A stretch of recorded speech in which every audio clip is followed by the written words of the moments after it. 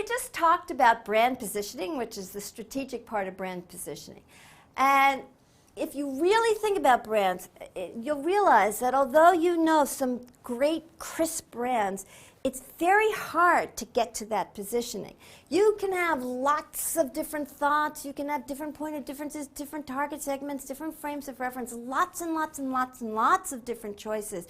But then you want to hone into the right choice. That's the trick of marketing. To explain marketing, the concepts aren't that difficult to grasp, but they are very, very hard to do right.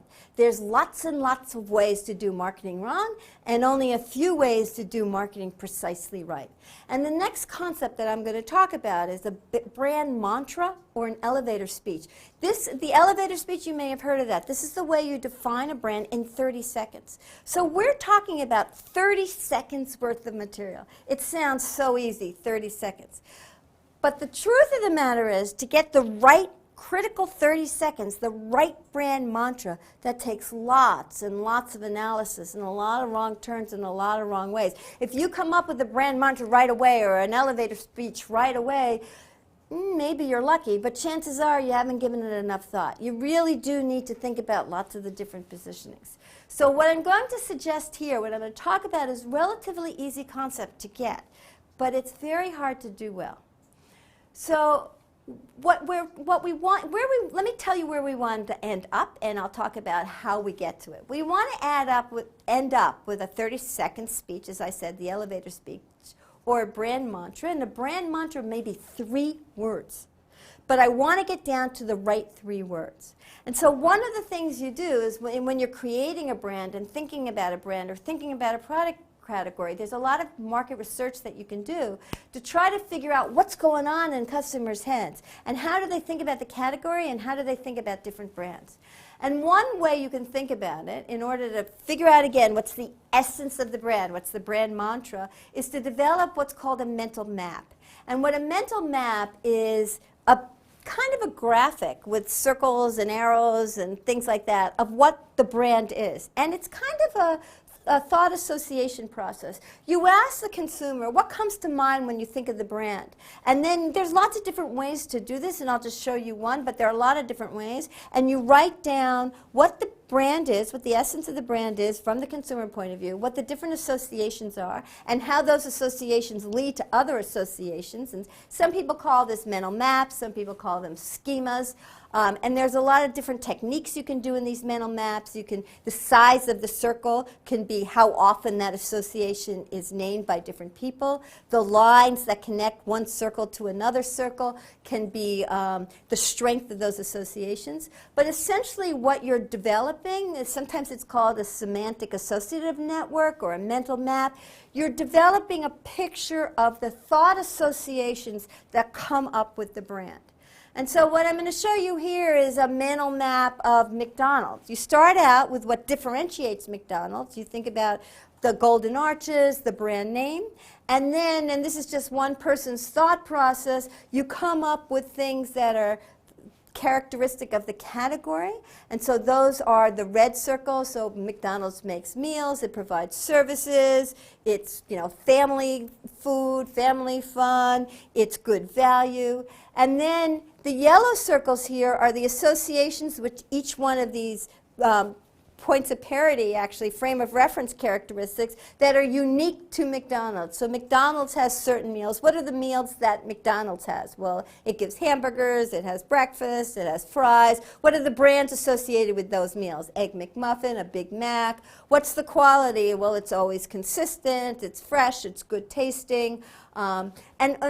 This is one example of a mental map. There's lots of other ones that you can come up with. But you can see the idea here is that you have circles and lines that connect these associations. You can do this in a lot of different ways. You can do it, the closest ones to the core are the ones that are top of mind, that come up first. The ones that are further away, come up after a time. And so there are a lot of things. But what I'm trying to get here is all of the thought associations that come up with a brand. And then what you want to do is do this over several customers and do it in market research stages several different ways. And essentially you want to take all these different abstract phrases and concepts that are out there and figure out which are the most important, maybe 5 to 10, which are the very most important. And so what you're doing is you're starting with the mental map or the associations that people have with the brand, or maybe with the category, and depending upon how well known the brand is, you might do it at a category level, you might do it at a what-if level, you might do it at a prototype level, a concept level, or the brand level. But you have this big mental map, and then you want to hone down that mental map to the core brand values, which are the 5 or 10 critical brand values that are important to that brand. And from that, you then want to reduce those 5 or 10 to the key concepts that are going to be the DNA of the brand mantra. So the brand mantra is defined as the heart and soul of the brand, the DNA. It's the brand essence, the brand promise. And it's again, goes back to that elevator speech. It's just really what people think of as the core of the brand. It's very important to know this brand mantra, because everything you do within this brand mantra, all your products that you come out with, all your new products, all your advertising, has to all fit within the essence. The customer's going to know the brand mantra. The employees are going to know the brand mantra. You really want, if you have a very, very strong brand, it's very crystal clear what that brand is and what it means, and it characterizes everything that's done under the brand name. And that's very, very important. It's particularly important nowadays as you go online, offline, websites, phones. Your brand is on lots of different things, and you really want to make sure that the heart and the soul of the brand is consistent across all of these different media, these different platforms, these different products. So what is the essence of the brand mantra? It has 3 basic parts. One part is the brand function. It describes the nature of the product or service. It describes the type of experiences, the benefits that the brand provides. Then there's a descriptive modifier that further classifies or clarifies the nature of what the brand is delivering. And then there's an emotional qualifier that kind of explains exactly what those benefits are and in what way the brand delivers on those. So it's probably easiest to give you some examples. Before I do that, though, let me just say again what the brand mantra is used for. It's used internally to guide decisions. I think I already mentioned this. It's what the brand should and should not be. By the way, that's a very important idea. A brand mantra not only says what a brand is, but as importantly, it says what a brand is not. And you really want to have almost black and white that idea. This is a Nike, this is not a Nike, that kind of idea. And it communicates the boundaries of the brand. It has to be short, simple, and it should be inspirational. So now we have the examples. These are very famous ones. Nike, they're global brands. Nike, Disney, McDonald's. So Nike is authentic, athletic performance. Just do it, be real, you know, that's authentic. It's very much an athletic brand. It's not just shoes, it's clothing. But when you think of Nike, you think about athletic, and it's about performance, the technique or the ability to, again, just do it, that kind of notion. Disney and McDonald's are kind of interesting because they both are about family fun. And they actually both have a lot of things in common, but the brand mantra is different.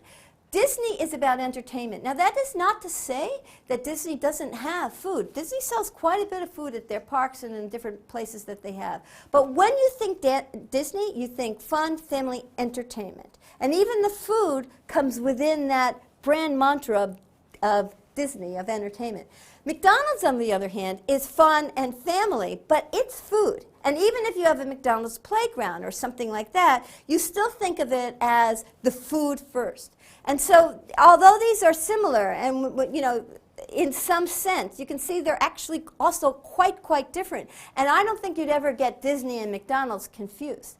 Even though they're going after similar target markets and they're offering similar emotional benefits, they really are quite distinct, different brands, and they have very different brand mantras.